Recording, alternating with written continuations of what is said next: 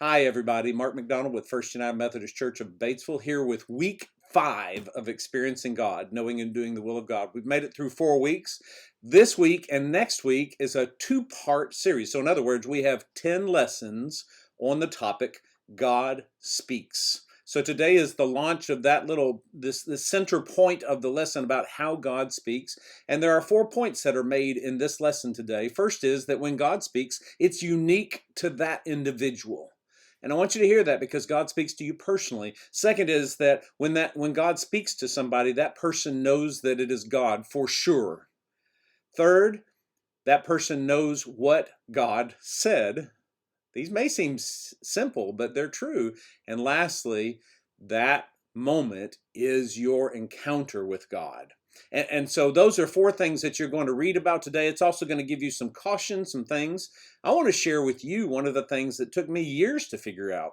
When I received my call to go into ministry, I have a story that I could tell you some other time in which I felt God speak. Notice I didn't say I heard God speak, but I felt God speak. I felt God's word. It was an encounter with God on a Sunday morning in a worship service while I was looking at a stained glass window. And so I remember so many details of that, but I also remember feeling that word. And the phrase was so clear within me.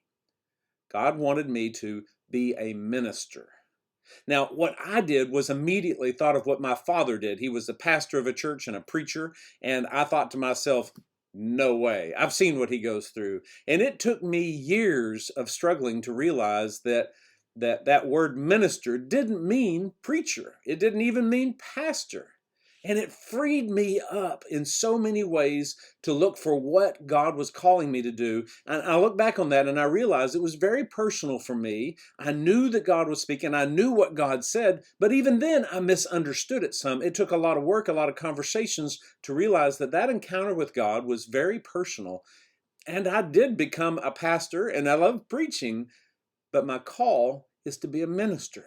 And that's something that will never end. And so that's an example that I found of these 4 points. Now, I also know that in order for me to fully understand that, I had to get past some of my own limitations on what God was saying to me. I had predefined the word minister. And so as you think of the encounters you have had with God in which God speaks to you, be willing to share it with some others. They can be close people. You can share that and start to discern that, and it comes true, and it is one of the guiding factors of my life. The last point in this today's lesson is probably the most important.